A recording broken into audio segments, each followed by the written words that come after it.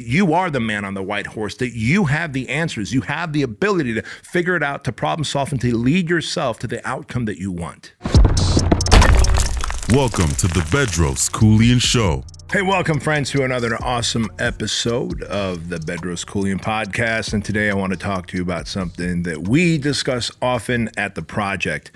Many years ago, so I would say almost 4 years ago now, during the project, we figured out that all of life boils down to four specific things. And those four things are teamwork, leadership, communication, and problem solving. If you think about what life is, it really does boil down to those four elements. Like in all of life, you're going to need to have a team around you. Like there's nothing great that you're going to be able to do on your own. In fact, when people walk around in life and talk about being lone wolves and they're self-made, that's the biggest lie that anyone could ever tell, because someone mentored you, someone coached you. Hell, if anything, someone showed you how not to be because of their bad examples. Like somebody was a cautionary tale in your life, and because of that, you chose a different path. And so because of that, you're a better person. So even a negative person in your life could be a mentor if you're observant enough to see how not to be in life, right? So there's always a team around you. Like when I think about growing Fit Body Bootcamp, and we grow True Lean Supplements and the Modern Day Night Project program, all of my businesses have a team behind me that allow me to get more stuff done, from traffic buyers to salespeople to operations people to support people to compliance people, from attorneys and accountants. And all of those people, the humans, the team behind the brand, is how we are able to grow so quickly. And so you certainly need a team in life to grow. Well, that's a given. And so if you could work well as a team, like your family, think about this. If you want to grow as a human, you're going to have to be able to connect better with your family. See your family as a resource, your wife, your kids, your extended family, and beyond, right? Cousins, uncles, nieces, nephews, and so on. And so there's a team element in every level of growth that humans want. There's also an element of leadership, right? The second thing we talked about. Leadership. Whether you need to learn how to lead yourself to an outcome that you're looking for, or you need to lead your family, or you're going to lead your business, there has to be a sense of leadership. People do not innately know what to do. So once you have a team, you can't just assume that your team's going to know what to do and when to do it and what winning looks like. You as the leader have to be able to lead yourself through personal accountability and discipline. And then you as a leader have to be able to lead your team. And you're wondering where this is going. I'm going to tell you. I'm going to tell you a fascinating story of a dude named Jesus Gonzalez. That's right, Jesus. And you're going to realize that it helps to be a lot more like Jesus. Now, not the Jesus that was on the cross, but the Jesus Gonzalez. And I'll get to his story in just a second. It's going to blow you away. And yet is another story from the project. But before we get there, let's talk about that third component that all of life consists of, and that is communication. So if you've got a great team behind you, you've got the ability to lead yourself and your team, then the other thing is communication. Can you communicate your vision? Can you communicate the daily action steps? Can you communicate your thoughts and feelings? Can you communicate energy? And if you could communicate with the people around you and you could lead them through great and effective communication, then you're probably going to win in business and in life. And you're going to have less frustrations, less friction, and more opportunities and more blessings, right? And then the fourth and final thing that life consists of is problem solving. All of life is that. Teamwork, leadership, communication, and problem solving. Now, if you can solve problems, then you can move along in life. You can win. Some problems come to us really small. Like you wake up, you're thirsty, your thirst is a problem. The solution is pretty simple. Drink water, right? You solve your problem. And then you're hungry. Well, you might have to go to the fridge or the cupboard and make a decision there. Nevertheless, it's somewhat of an easy problem to solve. And then other times, life will give you complex problems. A loved one that you care for might get diagnosed with a disease, and you have to solve through that problem. What do we do to help them? How do we get the best care for them? What decisions do we make so that they can recover faster? And those are more complex problems. And in business, we have problems like that. When the pandemic hits and there's really no entrepreneurial training for a global pandemic, when the entire world is shut down, you have a problem that you have to solve through.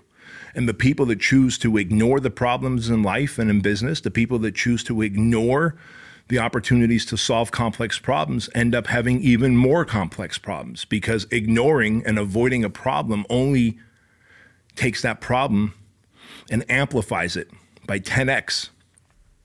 And so if we know that all of life is about teamwork, leadership, communication, and problem solving, then there's only 4 things we need to do to really win.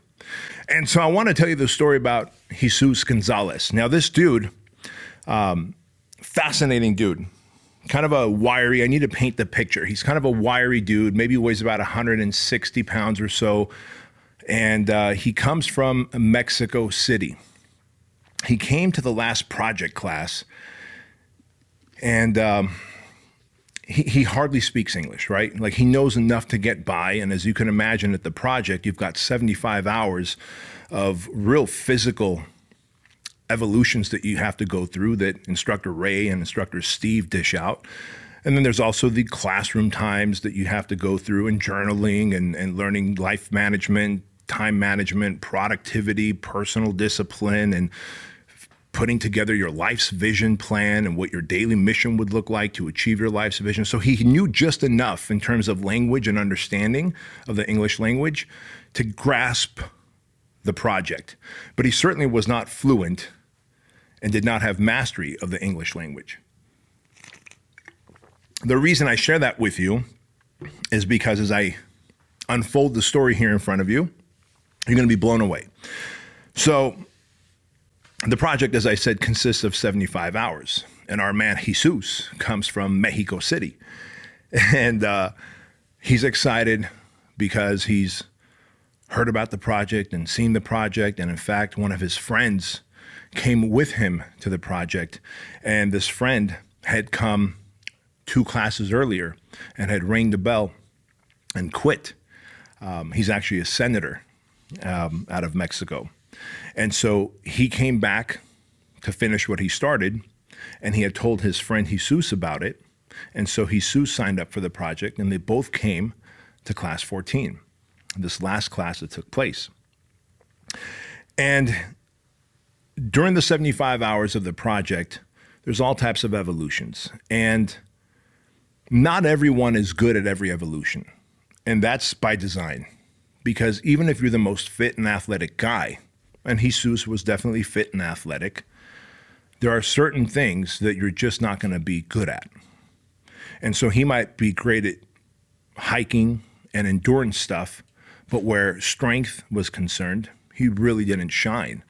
You know, carrying heavy logs and 5-gallon containers of water up hilly hikes. In fact, our hike is 3.1 miles, and there's 6 massive hills throughout this hike. And so you can imagine, while he's got endurance, he doesn't have much strength, being kind of skinny and wiry. Our man Jesus found himself in a place of, getting injured. And throughout the project, if you get injured, you can roll to another class. So if our medics, who are there the entire 75 hours, come to the conclusion that you're injured or your body's cramping and you're going into rhabdo, and we need to have you roll into another class to prevent you from getting further injured, then we will roll you into another class. But if you ring the bell and quit, that's it. You can't roll to another class. You have to pay and come do the project again a second time. And by the way, of all the dudes who have rung the bell and quit, who kind of say they're going to come back and do it again, less than 10% have come back to do it again. So that tells you something about the quitter's mindset.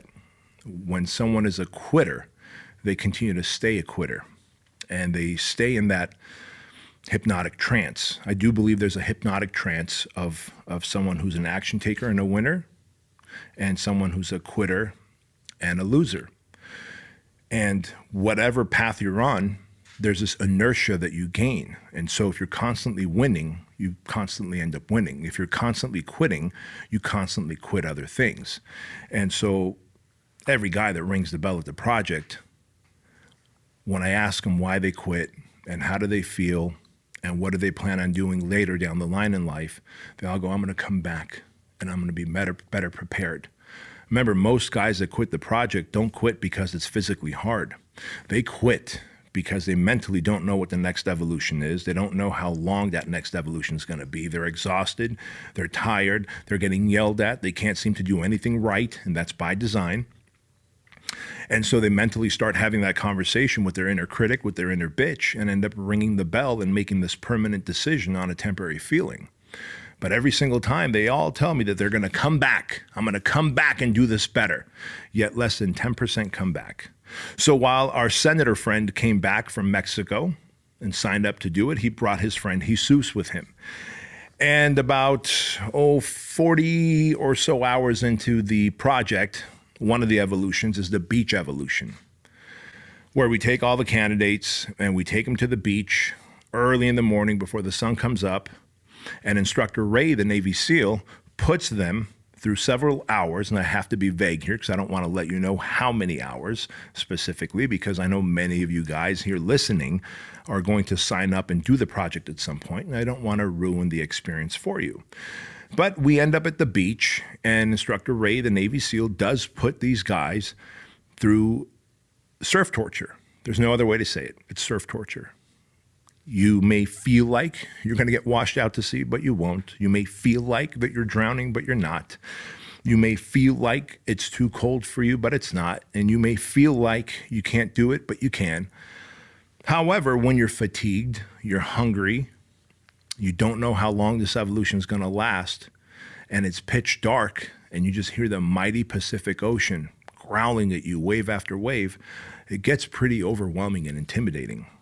And what we're conditioning the men to do is to be able to control the conversation, slow down your thinking, slow down the decision making, and evaluate what's running through your mind. And if you can control the conversation there in the chaotic situation, you can control the conversation and the thoughts and the feelings in your body, in your mind, throughout life, anytime, right? And so with that in mind, as we get to the beach, our friend Jesus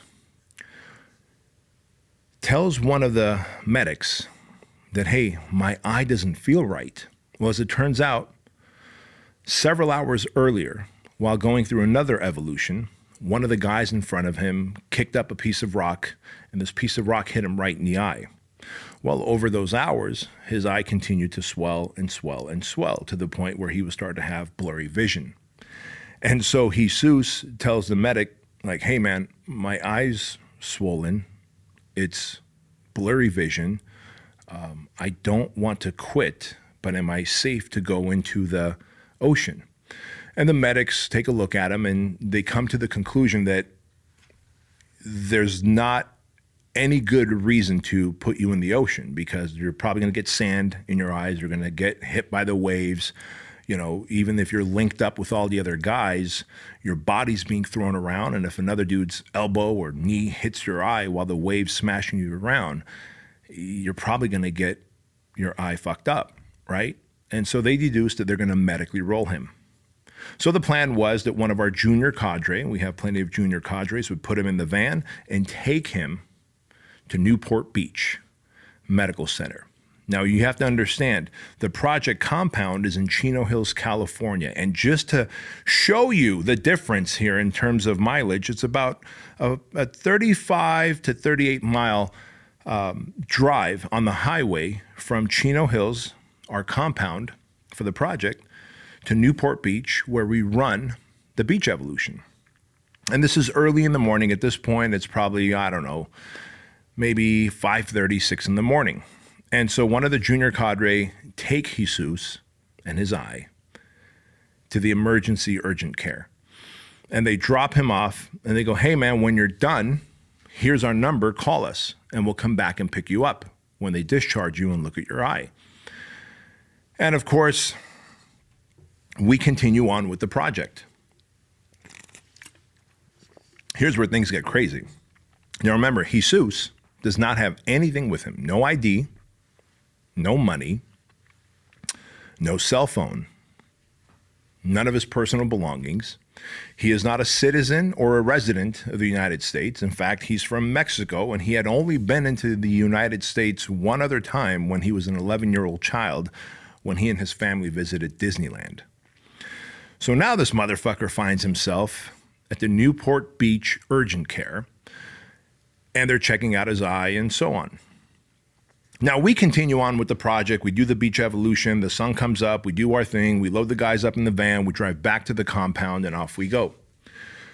Then we do some teaching and some journaling evolutions that we go through. We talk about, business development, leadership, how to scale your profits, get higher profit margins, how to grow wealth and not just be rich, right? Like the project covers everything: faith, family, fitness, finances. Those are the 4 F-bombs. And the whole idea is that if we can get our faith, family, fitness, and finances in line, we can have a life of fulfillment. This is why most men and women live unfulfilled. That's a different podcast for another day about the level of fulfillment that people have. But if you're looking for fulfillment, you've got to get those 4 pillars aligned. Your faith, as in your confidence in yourself and your faith in a higher power, your family, right? The people that you love, and your fitness, your mental, physical, emotional fitness, and of course your finances, because in this world you need money. Money is a vehicle to meaning. Money is a vehicle to experiences. Money solves the problem of not having money. And when you have those 4 F-bombs squared away, you have fulfillment, the 5th F-bomb. And so all that said, we're doing all these teachings and stuff, and now keep in mind it's getting close to, about 6 p.m., 7 p.m., and the instructors are taking the guys in the van to another destination. And I decided to hang back because I had some work to do on my laptop. So I figured I'd just sit in the lobby of the compound in Chino Hills and work on my laptop while the instructors take these guys on another evolution for the next hour. Thank goodness I was there and didn't go to that next evolution with everyone. All of a sudden, at around 7 p.m., now keep in mind the last time we saw Jesus, it was probably around 6 a.m. that morning. By 7 p.m., some 13 hours later, I hear a knock on the front door of the compound. I'm like, well, that's weird. The guys just left. There's no way they're back from this evolution. I know this evolution is going to take about an hour and a half, maybe 2 hours by the time they unload, go through the evolution, load back up, and come back. Like maybe they forgot something and they don't have the key to get in. So I open the front door, and who do I see? Jesus Gonzalez. And he goes, "Hello, sir." And I'm like, "Jesus, hello." And I'm befuddled because I'm looking outside in the parking lot to see if he got dropped off by Uber or a taxi or how he got there. So I go, "Jesus, what are you doing?" He goes, "Well, I'm back. I'm back from the emergency room." And he's got this, that wristband they put on you when you go to the hospital or the emergency room. And he's got this yellow envelope of his discharge papers. And I go, "Jesus, it's just you and that plastic water bottle." He's just got this empty plastic water bottle. He goes, "Yes." I go, "Who dropped you off?" He goes, "I walked." I go, "You walked from where?" He goes, "From the bus stop." I go, "Wait a minute. What the fuck is happening here? You haven't slept for about 30 some odd hours since the project started. Last we heard, you were at the emergency room in Newport Beach. You were going to call us. We gave you a number that you would borrow a phone and call us and we'd pick you up." He goes, "I know. But in the beginning of the project, when it started at hour number 1, you said all of life was teamwork, leadership, communication, and problem solving, sir. And so I decided to FIO, figure it out. One of the things we preach and we teach at the project is FIO, as in figure it out, solve through your problems in life, instead of being a little bitch about it and complaining and telling everybody about your problems, thinking that it's going to get better." So Jesus took this mindset of problem solving and figuring things out, and he decided to ask the front desk nurse at the hospital, "How do I get to the police department?" And so the front desk nurse sends him, says, "The police department is walking distance. It's about 2 miles away. And so he walks to the police department. She draws on a piece of paper the direction. He goes to the Newport Beach Police Department and he says, hey, can you guys help me? I need the bus route that will take me from Newport Beach to Chino Hills. And of course, the front desk person there at the Newport Beach Police Department prints out like 8 pages of different bus routes that you would have to go to connect from Newport Beach to Chino Hills. And Jesus is telling me this story, standing in the lobby, holding his plastic bottle.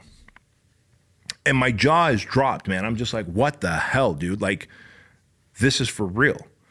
I go, Jesus, I get it. You went from the emergency room to the police department, but how in God's name did you get on a bus once you got the bus route? He goes, oh, simple, sir. There was a tire shop nearby the bus stop, and I knew I needed money to get to my destination. I go, how much money did you need? He goes, I needed $18.75 to get here. Okay. He goes, so I asked the tire shop if they have a job for me. And they said, well, we just got a shipment of a lot of tires in. Can you take the tires from out there, bring them inside here, and organize them by tire sizes? He said, sure. He said, I did that for 2 hours, and they ended up giving me $10. I'm like, no shit. Yeah. So now he's got $10 towards his $18.75 bus fare. I go, Jesus, then what happened? He goes, well, I needed $8 more and 75 cents. And so I ended up getting another job. I go, where else did you get another job? He goes, I walked to Costa Mesa, the neighboring city, and there was an electronics store that had dirty windows. And I walked in and I said, can I clean your windows? I said, but you don't have any cleaning supply. He goes, no, but they did. And so they paid him $5 to clean the windows with their supply. So now he cleans the windows and he realizes he needs $3.75. And so he continues to walk to the bus stop that he's going towards, and he finds a little taco truck. At this point, the taco truck, the people are cleaning it and getting it ready to start serving up breakfast and lunch, right? And so he asks them, can I help clean the taco truck? And they go, sure. And he goes, can you pay me $3? And they said, yes. So the dude cleans the taco truck with them, and now he's got $18. As he gets to the bus stop, he sees this older Mexican woman who's also waiting at the bus stop. And they start speaking together in Spanish, and he tells him that he needs another 75 cents to be able to get the entire fare for his bus route from Newport Beach to Chino Hills. Now, guys, keep in mind, he's telling me this story. He's dirty, filthy. You got to picture this at the project. If you've seen the videos that we put up on social media, you know that they're wearing black shorts. They're wearing a white shirt that says project on the back. They have nothing else with them, right? Like, he's got mud under his eyes. He's got dirt under his fingernails. Like, this dude's crawled in the pit. He's done the ice bath. He's pulled the truck. He's hiked the loop. He's done it all. Like, he's filthy. He looks like a homeless man. Every guy going through the project by hour number 30, 35, 36 looks degenerate, looks homeless. You know, bloodshot eyes because you haven't slept, because we don't let him sleep until hour whatever, close to 40, to get a little bit of shut eye. And so hair's everywhere, and you got like twigs coming out of your ears. And he's standing in the lobby of the compound with this empty plastic bottle, and he's telling me the story just piece by piece as I'm fishing it out. I'm like, this motherfucker. He comes from a foreign country to do the project. We leave him in Newport Beach. He doesn't call us because he wants to figure it out and problem solve instead of bothering us, he says. And I just ask him, and he just matter-of-factly tells me, well, I got a job. And I got my first $10 there. Then I got another job, and I got $5 there. Then I got another job cleaning a taco truck, and that gave me $3. And then I met this little old lady at the bus stop in Costa Mesa, and she gave me the 75 cents I needed to get the fare that I needed. And I connected to all these different buses from Costa Mesa to Westminster to Anaheim to Yorba Linda to Chino. And then from Chino, he walks to Chino Hills. And at 7 p.m., after 13 hours, he's knocking on the compound door.